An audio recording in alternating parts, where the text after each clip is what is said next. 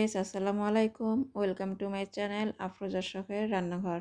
আমি আজকে করেছি মেথি দিয়ে কাতল মাছ রান্না। মেথি দিয়ে কাতল মাছ রান্নাটা খেতে কিন্তু অসাধারণ লাগে। আর মেথির যে একটা গন্ধ বা স্মেল, এটা কিন্তু দুর্দান্ত হয়। তো চলুন ভিউয়ার্স, আমি কিভাবে মেথি দিয়ে কাতল মাছটা রান্না করেছি দেখে নেওয়া যাক।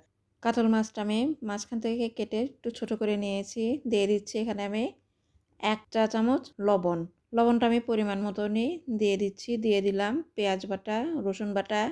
এখানে সামান্য মেথি দিয়েছি, মেথিটাই মেইন। দিলাম হলুদের গুঁড়া, মরিচের গুঁড়া এবং 8-10টা কাঁচামরিচ। তো ভিউয়ার্স, আমি এইগুলো দিয়ে খুব সুন্দর করে মাখিয়ে নেব। মেথিটা যেহেতু তিতা তিতা লাগে খেতে, তাই মেথিটা কিন্তু খুবই কম দেবো। যদিও এই মাছ রান্নার প্রধান উপকরণ হলো মেথি, তো মেথিটা আমি অল্প পরিমাণে দিয়েছি। তা আপনারা সেই মাছের পরিমাণ অনুযায়ী মেথিটা দিবেন।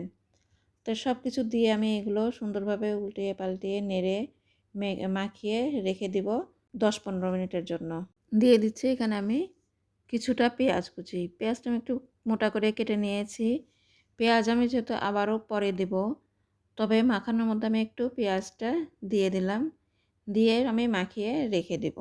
ভিউয়ার্স, কড়াই গরম হয়ে গিয়েছে। দিয়ে দিচ্ছি এখানে আমি পরিমাণ মতন তেল।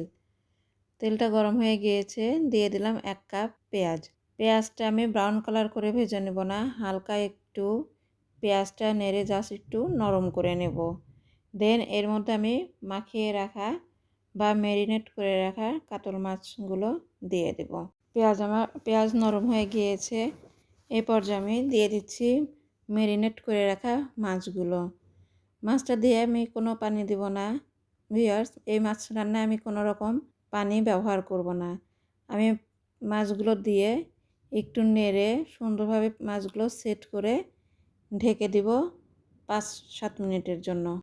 এই পর্যায়ে আমি ঢেকে দিলাম মাছটা কিছুক্ষণের জন্য। ফিরে এলাম কিছুক্ষণ পর। তো দেখতেই পাচ্ছেন মাছে বলক এসে গিয়েছে। আমি এখন মাছটাকে খুব হালকাভাবে ধীরে ধীরে উল্টিয়ে দেব, যাতে করে মাছগুলো ভেঙে না যায়। তো দেখতে পাচ্ছেন মাছগুলো আমি উল্টিয়ে পাল্টিয়ে দিচ্ছি।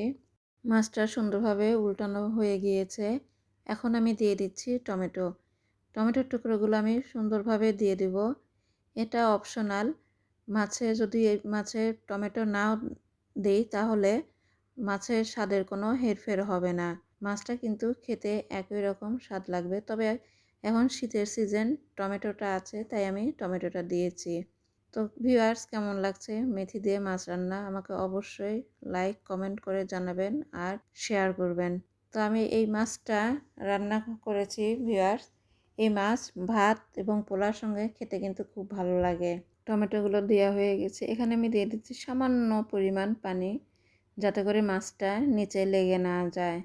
এখন আমি ঢেকে দিলাম আবার 5-7 মিনিটের জন্য। দেখে নেওয়া যাক মাছের কী অবস্থা। তো দেখতে পাচ্ছেন মাছে বেশ একটু পানি ছেড়েছে।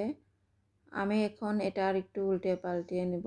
তো ভিউয়ার্স, বাসায় মেহমান আসলে এইভাবে যদি মাছ রান্না করে দেন, সে আপনার প্রশংসা করবেই করবে। মাছটা মেথি দিয়ে রান্না করলে এত সুন্দর লাগে, আর যা সুন্দর ফ্লেভার বের হয়েছে গাইস মেথির, যা মানে বলে বোঝানো যাবে না। এটা আপনারা বাসায় করলে তবেই বুঝতে পারবেন। মাছ রান্নাটা অলমোস্ট কমপ্লিট। এই পর্যায়ে আমি দিয়ে দিলাম কয়েকটা কাঁচামরিচ। কাঁচামরিচের যে একটা সুন্দর ফ্লেভার আছে, সেই ফ্লেভারের জন্যই মূলত আমার এই কাঁচামরিচটা দেয়া। কাঁচামরিচটা দিয়ে আমি 5-6 মিনিট জাল দিয়ে মাছটাকে নামিয়ে নেব। হয়ে গেল মেথি দিয়ে কাতল মাছ রান্না। ওয়াও গাইস, খুব সুন্দর কালার হয়েছে। এখানে আমি সামান্য মরিচের গুঁড়া এবং হলুদের গুঁড়া দিয়েছি এই কালারের জন্যই। তো ভিউয়ার্স, কেমন লাগলো? লাইক কমেন্ট এবং শেয়ার করবেন। আমার চ্যানেল নতুন হয়ে থাকলে আমার ভিডিওটা দেখবেন আর অবশ্যই সাবস্ক্রাইব করে দেবেন। ধন্যবাদ।